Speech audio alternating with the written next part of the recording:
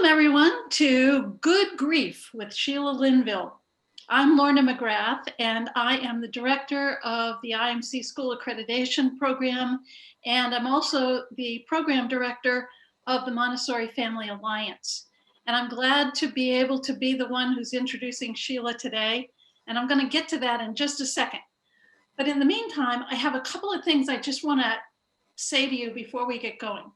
Number one, if this is not the workshop that you thought you were going to be in, go back to the main conference website and find the one that you thought you were going to be in, but clicked the wrong one. Secondly, during this session, you're welcome to ask questions or add comments in the question area of your screen. If you put them in the chat area, I will maybe see them as well, but put them in the questions area.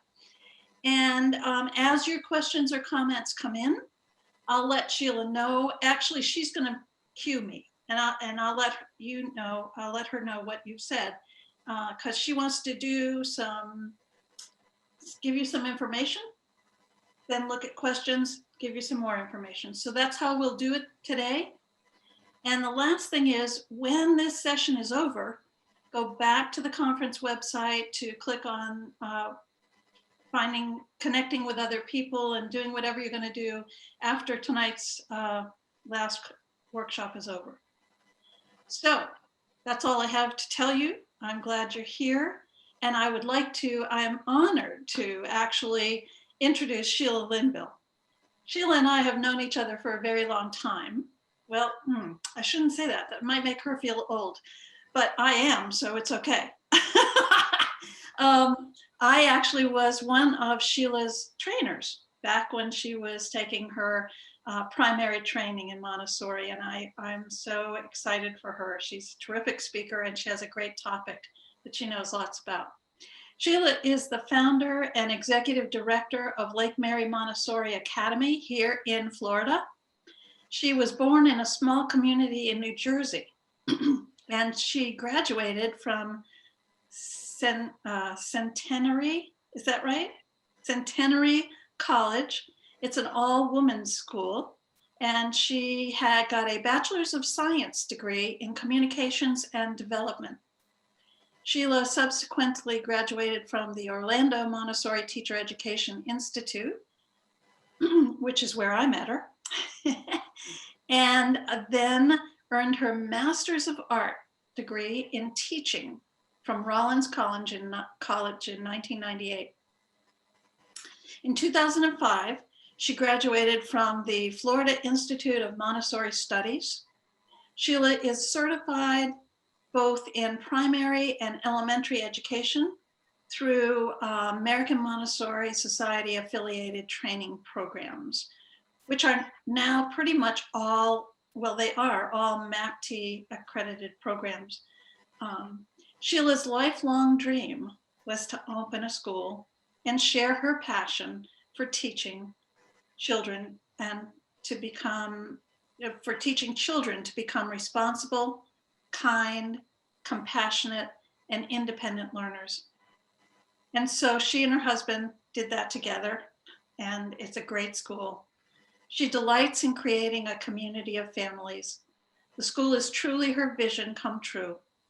She, her husband, and their two sons, Mitchell and Aiden, love living in Central Florida. Yes, I know why. I live very near there. Sheila enjoys yoga, reading, walking, cooking, and spending time with her family. I know because Sheila and I have known each other for a long time. Sheila's also been on my webinars that I hold weekly, that this topic is near and dear to her heart, and she has a lot to share with all of you today. So thanks, Sheila, for doing this for us, and I think we're ready to go. Pleasure, Lorna. Thank you so much for that introduction. My workshop today is Good Grief, and it's helping classroom guides respond to a parental death. I think of grief and talking about how children grieve as a very positive experience. The time we're living in right now with COVID, with so many people that are ill and passing away, that the possibility of you having a child within your classroom whose parent dies is small, but it could occur. And so I want to take you through our story at our school and provide you some practical experiences and activities to lead the group of children and the community. So what is grief? And this is a definition of grief for children. When someone close to us dies, we experience something called grief. You may have heard about grief, but are not quite sure what it's all about. Everybody grieves differently. There is no right way or no wrong way to grieve. There are, however, some helpful things as classroom guides and some not so helpful things you can do when you are caring for children that are grieving. The Dougie organization is a national center for grieving children and families. So as we go through our time here this afternoon, I will reference the Dougie organization as a really important and useful guide for guides in the classroom. There are different kinds of death, parental death, and the type of death impacts how that child in your classroom will grieve. Is it a sudden illness? Does a parent just become suddenly very ill and die? Is it a long-term illness where the family has suffered this process of a diagnosis and a long-term illness? Is it an accident that causes the parental death, or is it a suicide? These two books, After a Death, an activity book for children, and After a Suicide Death, are very helpful. The type of death we'll talk about today is a suicide death of a parent. One of the things in a primary or lower elementary classroom that the teacher guides need to be aware of is that grief can be feelings. So the child in your classroom who has had the parental death can feel angry and sadness and worry. Sometimes they feel relief if it's been a long illness with a parent. They feel fear. They may communicate to you that they feel a sense of numbness or just disbelief this has even happened. So grief can be a feeling that the child is expressing. It can be a behavior that is occurring within your classroom. Grief can be thoughts. Grief can be writings that the children have or communication with you. And some of the things they'll ask are, who will take care of me now that my mom has died? Why do people get cancer? What will happen next? Will my mom or dad, will my other parent die? Will I die? Will you die? And these thoughts that the child is expressing to you or to other children in the classroom are very normal in the grief process. So we know griefs can be feelings, grief can be thoughts, and grief can affect the child's body. So they may feel very sleepy or have trouble falling asleep. So they're coming into your classroom very tired. They may feel like not eating. So they're not eating their lunch. They're not eating snacks. They have headaches. They're saying, I don't feel well. They may communicate that they don't feel anything inside, a sense of numbness. All of a sudden, they don't feel like doing things that they usually enjoy doing in your classroom or at home. Or that child may cry all the time. All of these experiences are normal for children who are grieving. What I try to share with my school community and other school communities is that I know this experience as grief as a child because my father died when I was 7. And I had many of these experiences where the teachers that I was entrusted to during the school day didn't understand the grief process for children. So it was looked over or there was an over concern with this. Resources for guides in the classroom. Again, the Dougie organization, helping a grieving student, helping children cope with death. If you're looking at teens and suicide loss, if you're a leader at a school, how does death impact your entire school community and how can you prepare for it? And then the book that I really do recommend for guides and leaders, if they do have a child in their classroom community who loses a parent, is Never the Same. And how coming to terms with the death of a parent is a lifelong process for the child.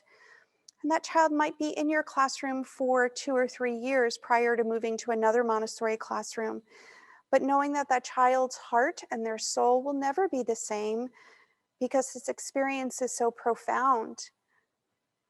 My goal today and my hope and my wish is that we can look at this loss through the lens of Montessori, looking at Montessori's writings on the universal child and the child, the cosmic child, and hoping that you'll leave today hopeful and feel as if you have some tools that you've been equipped with through our time that will help you if this does happen, or you can share with a coworker in another school community. I love this slide because if you've experienced grief of someone that you have loved deeply, it is a mess. Grief is so messy. This is a wonderful book. And I see these two little characters in this book just laying flat on the floor, just feeling like I just can't do this another day. But understanding that the mess of grief leads to the healing of grief, and allowing your children to experience what that is and not be afraid of it. I have a school story from our school that I'd like to share with you. So our school story at Lake Mary Montessori Academy was in 2018. It's a beautiful October morning. It's a normal morning during arrival at school. And in Florida, we look forward to the heat breaking in October. So we're all outside. A dad comes through the car line and drops his children off for the day at school. He says his goodbyes, have a good day. We wave, he drives away. At dismissal time, I'm in the office and a frantic mother is calling the school to share with the school secretary that her husband is missing and she's with the police. As I walk down the stairwell, I find the children, these two children that had been dropped off in the morning car line and are waiting to be picked up by their father. And that never happened. The sad news arrives for this family and for our whole community. One of the children was 8, the other child was 9, and they were in 2 different classrooms. So in our small school, it's affecting a large percentage of our population. The children's father was found dead 2 days later. And now the mother, who is alone with no immediate family due to geography, has the difficult task of telling the children that their father has passed away. As she shows up in the office, myself and our school guidance counselor are waiting. We know the time is coming, and we know what has to be done next. The school leader at this point just has practical tasks that need to happen.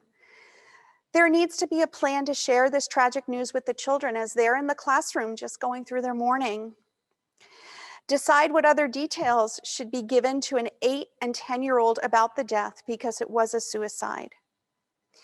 Encouraging the mother and the children to receive therapy and prepare for the process of grief for the children. If you have not experienced grief with children, it's very important that the person that delivers the news of the death be someone that has experience in child development. And it may be somebody the child will never, ever see again. And that's what we had arranged that morning. The jobs to be done are just to mobilize the troops. The guidance counselor was on campus. We knew that this situation was not going to turn out in a way that would be warm and full of life. We knew the ending would be bad. We gathered a referral of a master's of social work who can see the family immediately. This counselor is the person that will deliver the news, and the children will never see this person again. We connected with our local grief center for children and families so that right away the children would have small groups to go to talk. And we ensured that we had an MSW with a play therapy background and that they can help us with the parent communication. These are things that school leaders think about, but in preparation for trauma, sometimes it doesn't occur. So my goal today is to be thinking of these things that your school leader can just put practically in place. So if this does happen to your school community, you have troops to mobilize. We needed to comfort the mother and help gather her children to take them to the therapist's office. Also, she had no one to go home to. So we also had to arrange for a family within our school community to be at home to receive the children and to have a meal ready for when they came home. Lorna, at this moment, are there comments or questions that are coming through that I can take a moment to address that you're seeing? And if not, that's fine, I can continue. But I wanted to take a moment to just take a breath and see what you're seeing. Well, Sheila, I don't have anybody right now, but you know, from my experience with our webinars that we do, sometimes it's good to really actually take a minute of just silence and let people think about and digest a little bit about what you've just said and the information that you've shared with us. And then what I have found is that people really respond to that. So if you want to, Sheila, let's just take 1 minute of just silence for people to write into that question area of the program and see if they have something that's on their mind. So I'll be quiet and we'll wait.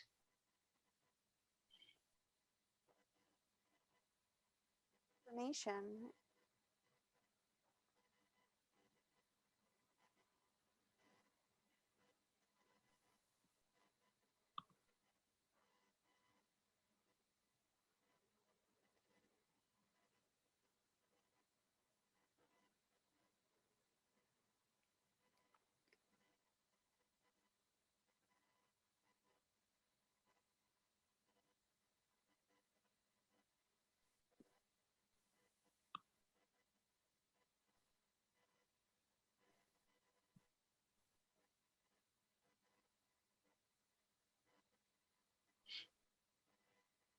We have a little more time if anyone wants to add to the questions that are already there.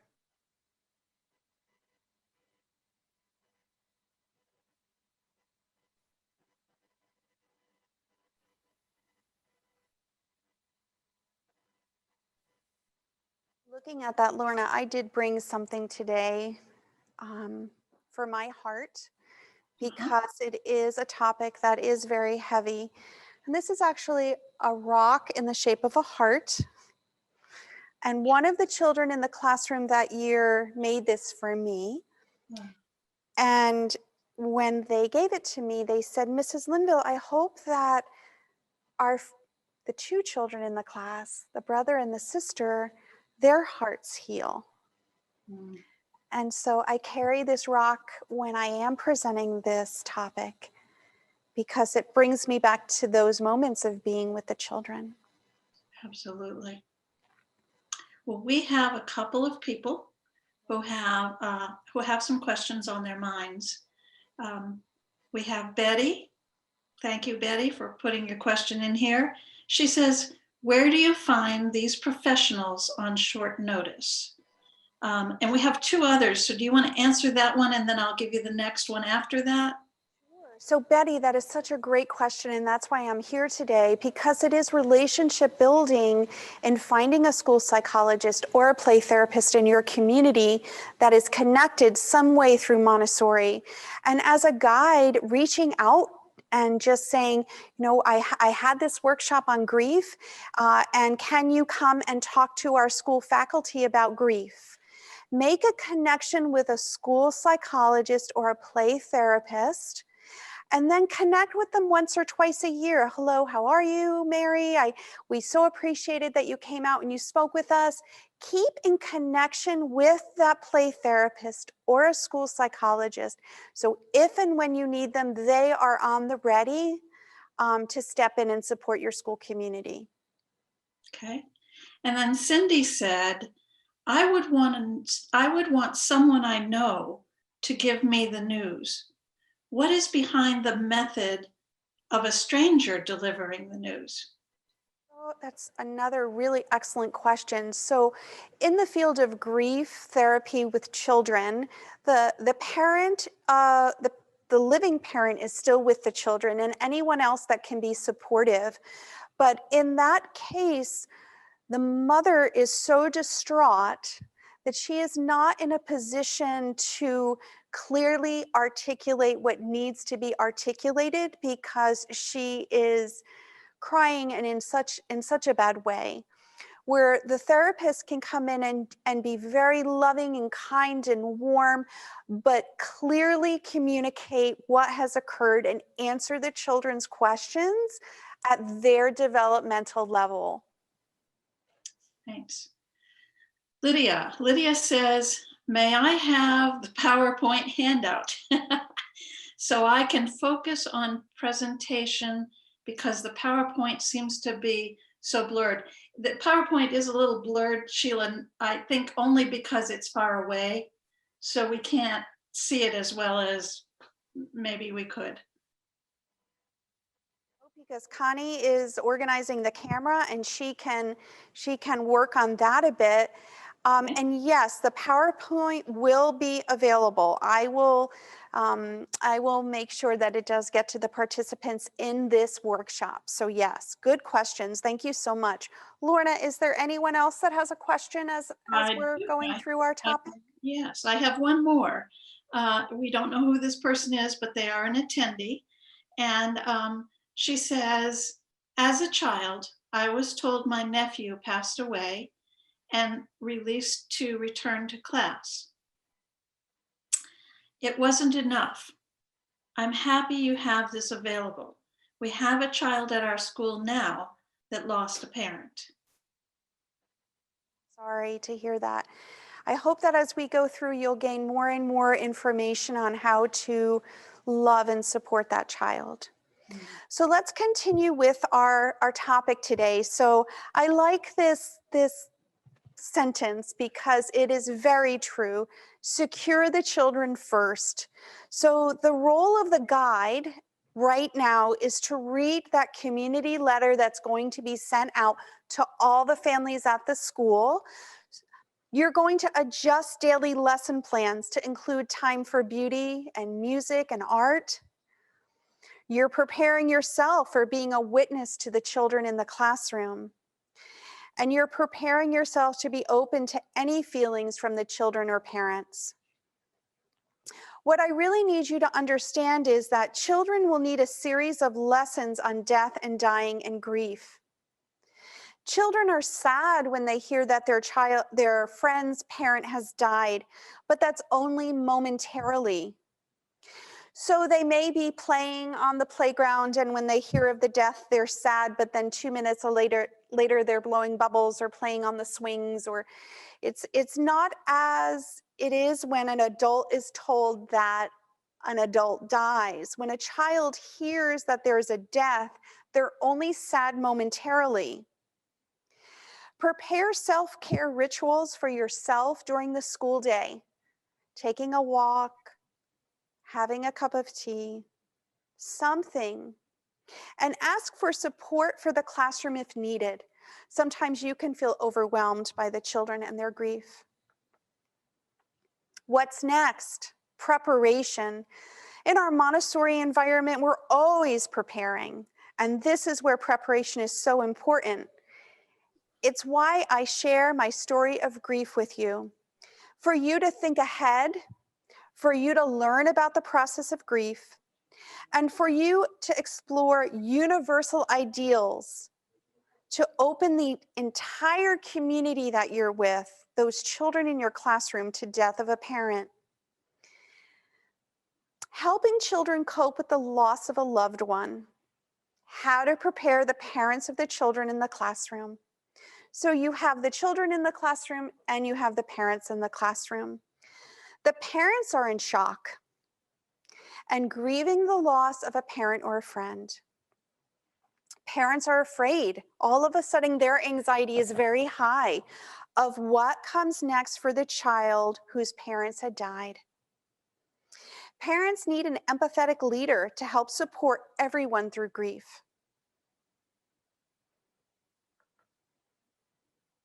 Phases of grief for children. So if you've been through the death of someone you love, it's very similar for children. The first step is denial and isolation. The second is they become angry and they blame. The third is bargaining. Maybe if I'm really, really good, that mommy or daddy will not have died. Some children experience depression, and then acceptance that this did happen, and then healing. The phases of grief for children, it is a process that is fluid. So one day they can feel angry, the next day they can feel more settled, and for you to know that that is just normal. 3 wonderful books if you're a primary guide, Always and Forever, Bear's Last Journey, and Someone Special Died. I recommend that you put this on a wish list, or when you're looking at your curriculum for next year, that you just buy these books and you just tuck them away in your closet. If you ever need them, they're right there. Resources for elementary children. Everett Anderson's Goodbye, The Scar, When Dinosaurs Die, and I Miss You. These elementary resources will be invaluable to you in helping your group of 6 to 9-year-olds understand how that child in the class feels. I really love The Scar. I think it's a wonderful way to explain the grief process. As we move into grief circles, these are the activities that I really wanted to get to right away, because this is what you're going to need within your classroom community and within your school. So grief circles are, it's a process of bringing parents together and children together. So with the parent circle, I try to get as many people that have wisdom with grief as you can to attend the grief circles, and you lead.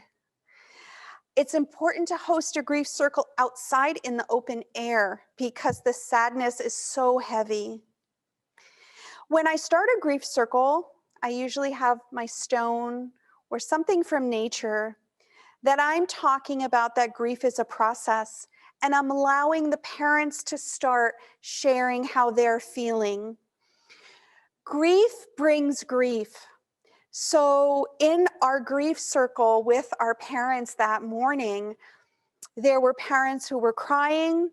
There were parents who were very wise. There were parents that were just concerned about their own child and what would happen if their child learned how this father had died. I always appreciate grandparents because they add a sense of wisdom and grounding to a grief circle. And they, of course, have experienced more grief than your parents will, just chronologically with their age.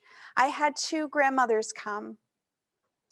When the grief circle felt very heavy, and when the parents were sharing things that were,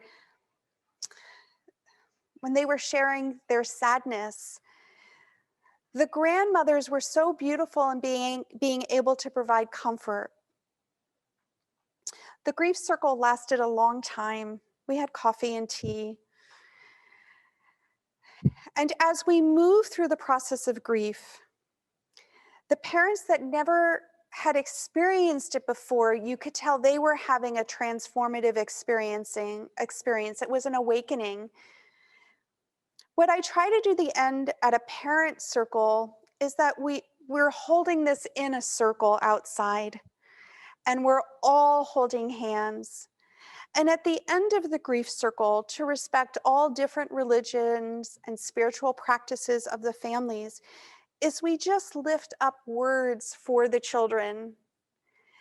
And it's such a powerful moment because the intention, the prayer, the words are for the children, for those two children who have lost their father. The parent circle ends with lots of tears and hugs and tissues. And we repeat the grief circle as many times as we need to over the next several weeks.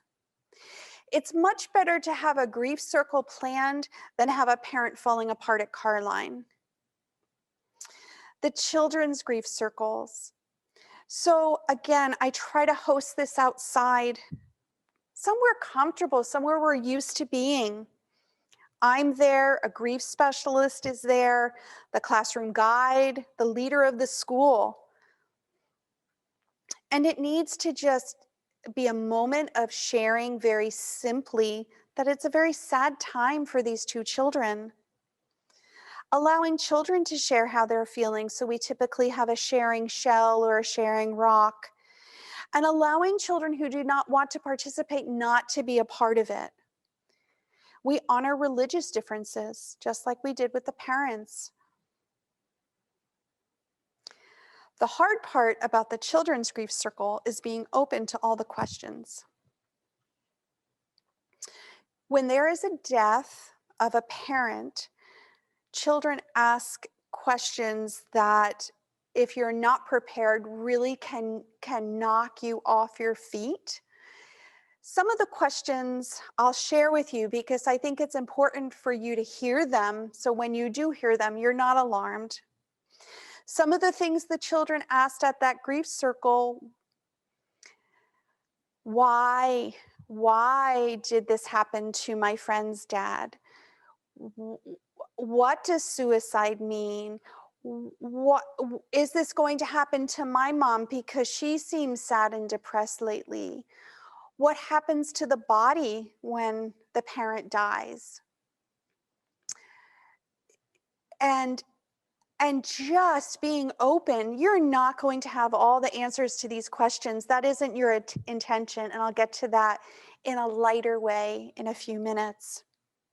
We closed with a familiar peace tradition, and then we continued with our day.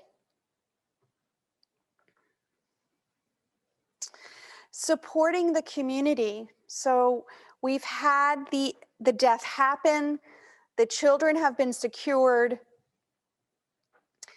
We have supported the parents. We have supported the children. We've supported the family. And now we're in a situation where this is kind of our ongoing support. So we'll get into support for the children and support for the parents. But before we do that, I wanted to check in with Lorna to see if there were any questions, Lorna, on the topic so far. Ourselves another minute just to there are, Sheila. We do have some. First of all, Betty wanted to thank you for the idea about building a relationship with a psychologist or a play therapist, and checking in from time to time to make sure that you still have that relationship. She thought that was a terrific idea. I don't know if I'm going to say your name right, Elena. I'm sorry. I think it's Elena or Elenia. She says, is there a different scenario if the child is a toddler?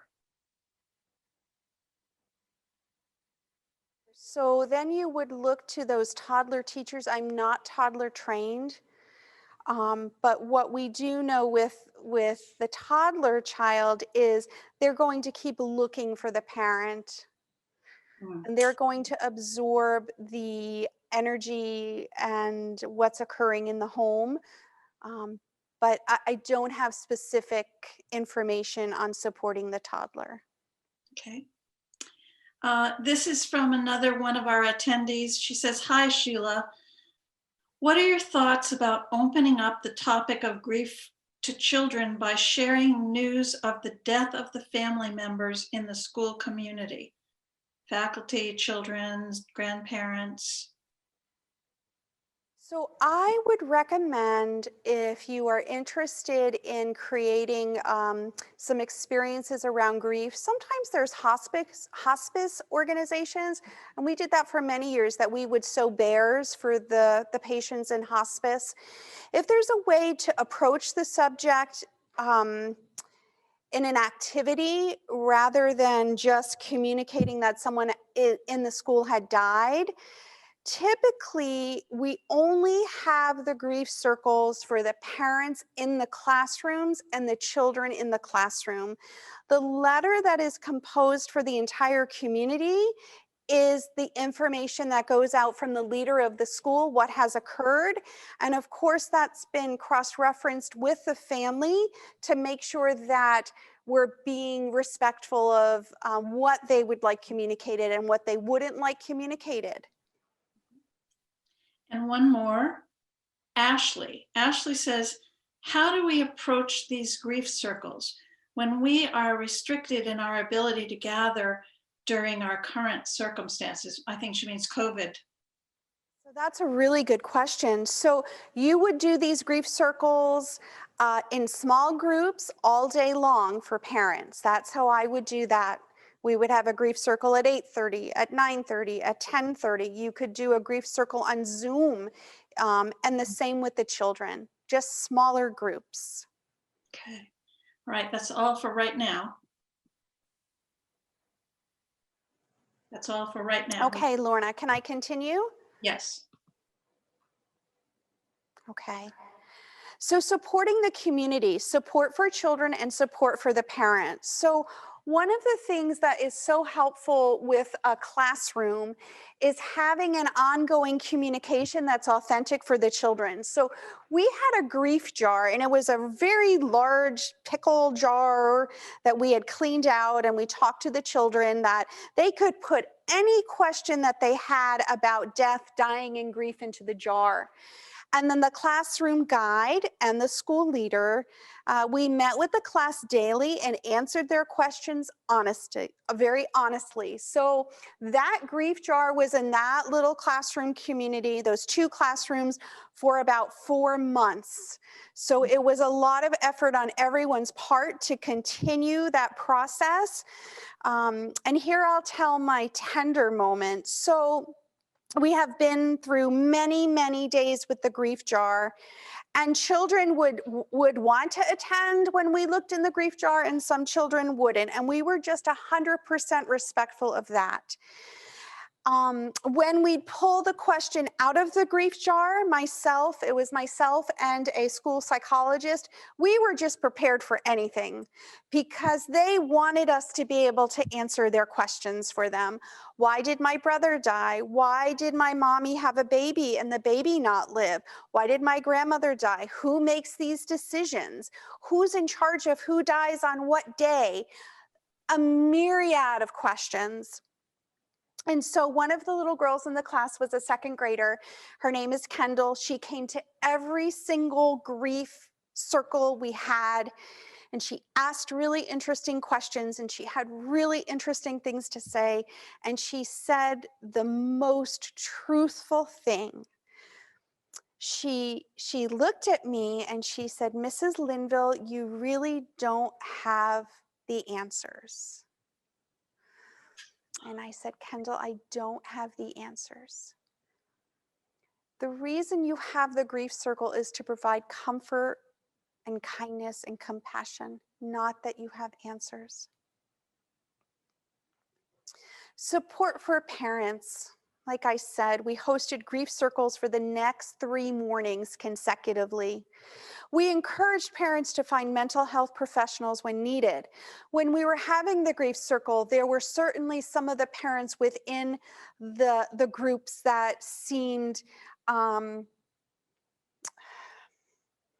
very devastated by this news, and they needed mental health professionals to help them. We kept the parents appraised of what we were sharing with the children. That's another concern parents have. What are you sharing? What are you telling them? What will they know? And we encourage parents to email the school leader, which was myself, and the classroom guide. Keeping that communication open is so important to the whole process of healing. It does take a village. In our little village at Lake Mary Montessori Academy, we had our faculty, we had our staff. I had Chantella Boss, who is a play therapist. I had Alicia Brachia, who is our school guidance counselor, and I had Matt Pierce, and Matt is a social worker, and he and I had been working on grief topics for many years. So that's my little village there. This is from the Dougie organization, and this is the best advice I can give you. I have learned that children are resilient, and as adults, we need to lean into their expression of grief without judgment or constraint.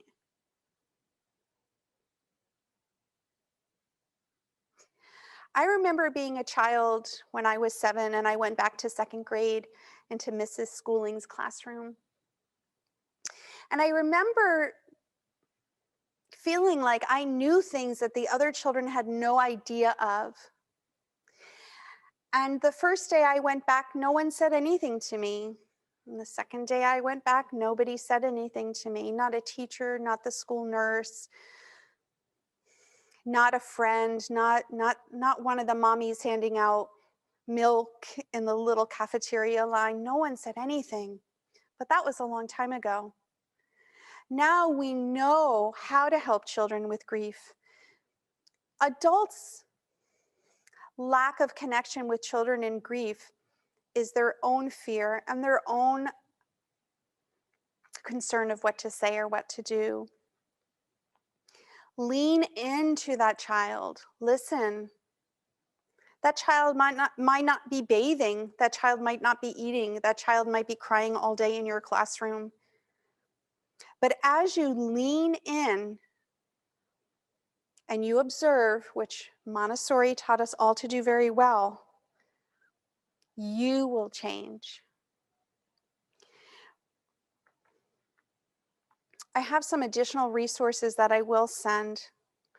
Nurturing the Spirit, lots of us have read that book. The Loss That Is Forever, the lifelong impact of the early death of a mother or father. And then When Death Impacts Your School, helping grieving students. All of these resources will help you. But really, it's you being with the child and you saying to that child who has just lost their mother or their father that I see you and I hear you and I'm here. And you become that place where that child is spending such a significant part of their day.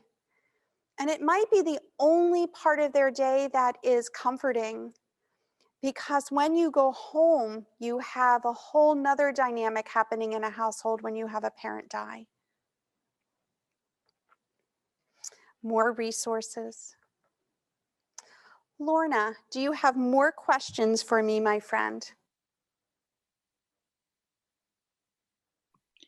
Okay, let's check that out. I don't think we have more right now.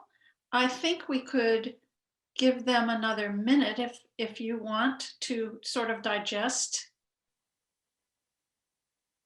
Yeah.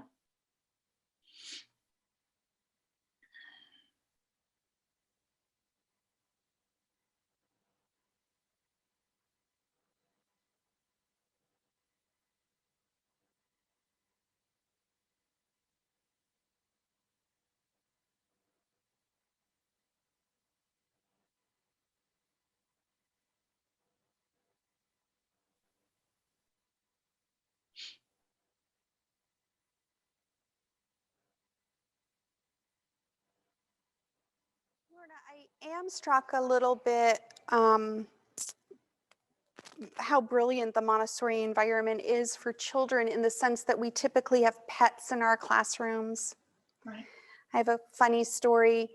Many years ago, I had one of our teachers and she had a big fat guinea pig in that classroom forever. And the guinea pig died. And my son Mitchell was in the class, and now he's 21, so he was 3. And he came home and he said, "Oh, Mommy, Mr. Guinea Pig ran into the great wild woods. And he's not here anymore." And I went in the next day and I said to Mrs. Amoroso, "Could we just sit down and talk about what happened with the guinea pig?" And she was so flustered that the guinea pig had died and she didn't know what to say with the children. And I really do take that cue for classroom guides to have a pet, because the life cycle of the pet is going to help you just open up the concept of death to children. So we didn't give Mrs. Amoroso guinea pigs anymore. Now she had goldfish for a while because they die quicker. And she got very good at explaining to children what happened to the goldfish. And my husband, Scott, would bury the goldfish, the guinea pigs, the hamsters, many years of doing this. And that having a pet in the classroom opens that opportunity to the life cycle. And death is part of the life cycle. Sheila, there's a wonderful book for children, and I think it could be for either primary or elementary children, and it's called Lifetimes. And it is a fabulous book, and it would go well with your idea about the pets and their lifetimes and how that opens that whole conversation. Opens the door. It can be challenging having pets in the classroom because who will care for them and so forth. But in a Montessori environment, it just lends itself to that opportunity very beautifully. I had a little boy by the name of Logan, and he was in 2nd grade. And I asked him one day, "What does Mr. Linville do at Lake Mary Montessori Academy?" Scott's my husband. And because he was always asking me questions about who's doing what and what do you do after you do this. So I asked him, I said, "Logan, what do you think Mr. Linville does?" And he said, "Oh, Mrs. Linville, he has big jobs here." I said, "Oh, what are some of those jobs?" He's like, "Well, he picks up the pizza for hot lunch on Tuesdays," which I said, "Yes, that's really important. He buries the pets that die," which was very accurate, "and he does car line." And I thought that was very funny because Scott was always the person burying the pet with the children. But Sheila, that I have is really 2 important. questions And for having a you. sense of humor and some humor with it does help. Yes, I have 2 more questions, Sheila. This one's from Ashley. She says, "How do we approach these grief circles when we are restricted in our ability?" Whoops, I did that one. I'm sorry. I think that's the same one. I thought I had 2 more, but maybe I only have 1. It seems like it's the same question that we answered. So I think I'm going to skip that one and go to her. She has another one. This is outside the topic of parental death. When I was a child, I lost a friend suddenly and wasn't really talked about. Does our approach change if the death the children experience is the loss of a child in an accident? So heartbreaking. I'm so sorry that happened to you, Ashley. So if it is a death of another child, it's a friend, a close friend of yours, it's really important that the parents have some resources of what to do and how to keep the conversation open and ongoing. I think sometimes children's grief is misunderstood, and we think perhaps that they aren't grieving anymore. So I would say to have some resources available for your parents so that if that does happen, and it is not a child within the Montessori environment, parents have some resources. Children that experience the death of a friend early in their lifetime or a death of a parent, that's not in a natural order of things. Typically, what we'd experience with grief is a loss of a pet as you're in your childhood, the loss of a grandparent, and then later in your life would be a peer or your or would be a peer. So what I would say is to definitely open up the conversation because you're sensitive to it. And what would that look like for children within your classroom if there was a child that does pass away? I'm very sorry for your loss, Ashley. We don't have any more. I know if there are people that are participating today that have been in schools for a long time, they have seen many, many different deaths, unfortunately, but it is part of our lives. I know that I was running Newgate School for 20 some years. And in that time, we had death of a parent. We had a young child who had cancer, 4 years old, died. We had a teenager, 16, from our high school who died suddenly and without any kind of notice at all. A mother of a family, they had 3 boys, the youngest of whom was not even 1 year old when she passed away. So I think that this is such an important topic and such a thing that I really appreciate you talking about this with the heads of schools and whoever else is listening, the teachers in the classrooms. It is part of life. And we say, oh yes, it's part of the life cycle. And yet many of us, and I'll include myself, struggle with, our own feelings and our own insecurity about what to say and how to be with people's emotions. Lorna, I think that's so beautiful. So within my experience of running the school, we've had mothers die of cancer. We had one of our students die as soon as they left the school. We've had parents die. I've had teachers, spouses die suddenly in accidents.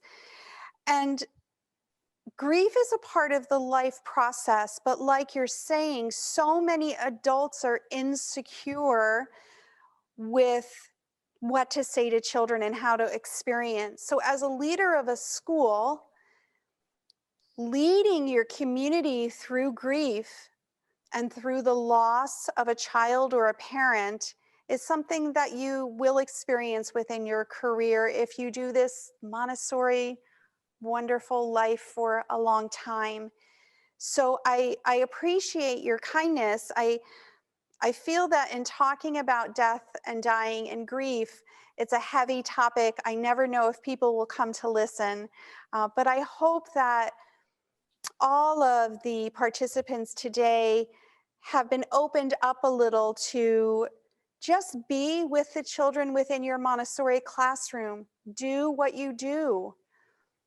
So when we talked about preparation of the environment, when that child returns, typically when you have a death of a parent, 2 things happen.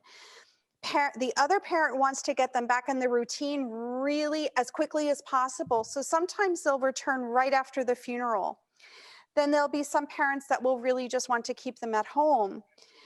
So you need to be ready and prepared for when that child does come back into your classroom environment, and preparation of art projects and beautiful music and time in nature. What you're doing is preparing the environment that you always prepare, but you're opening your heart to the child in grief. I had the little boy, we were outside playing kickball shortly after his father died, and he returned to school, and he was having such a wonderful time, and the weather was beautiful, and it was just one of those Montessori beautiful moments. And he turned at me and he said, "I forgot for a minute that my father died, Mrs. Linville. Thank you."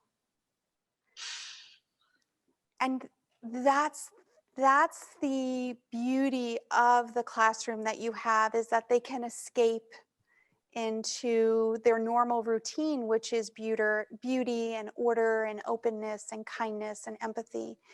And then I hope those children will grow up talking about death, and that death and grief is not a shameful thing or something to be hidden or something not to be expressed.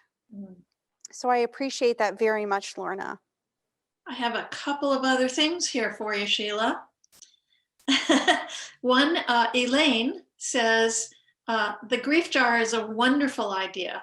My 4-year-old daughter asked when her Grampy is coming home, 6 months after Grampy died. It's clearly a process, and we can't assume that they understand. Absolutely. And what happens with children is that as they go through their developmental milestones and they progress through childhood and adolescence and adulthood, they re-experience the grief in order to process it at a new level of understanding. So I myself, my father died when I was in 2nd grade, and I remember in 6th grade it's all back. It's here, and what do I do with grief? And so the grief jar, having it out, we had it out for the rest of the year in the classroom, because they will keep asking the same questions. Okay, I have one more for you. And this is a personal one, so I think you can choose whether or not you want to answer it. She says, or this person says, is there any personal reason why you chose this topic, and what is it? And I kind of think you said some of that. So when I was a little girl, when I was 7 years old, my father died.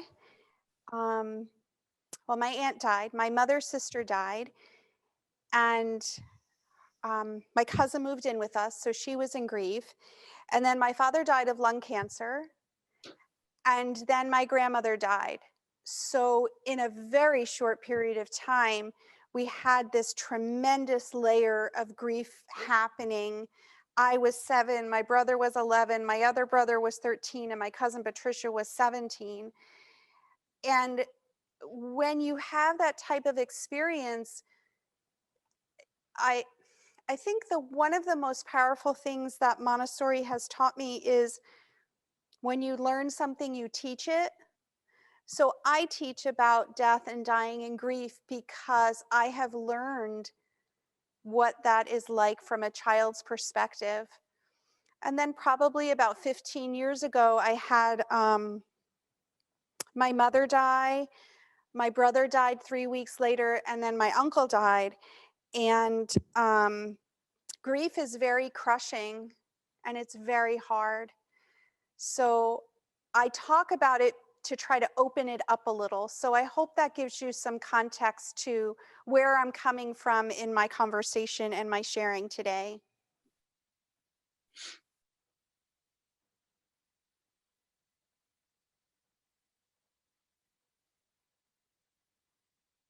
It left.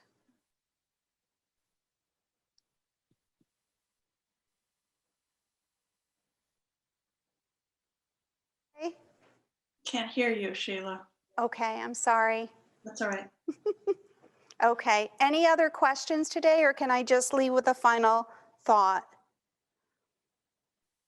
I don't see any popping up, but let's give them a minute.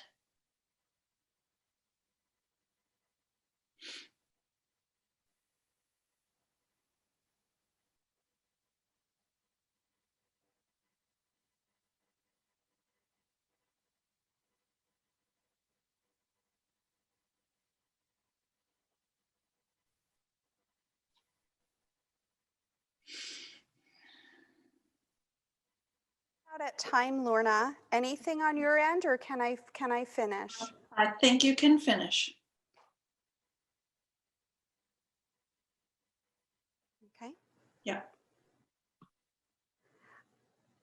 I would leave today with just loving the grieving child and loving the grieving family.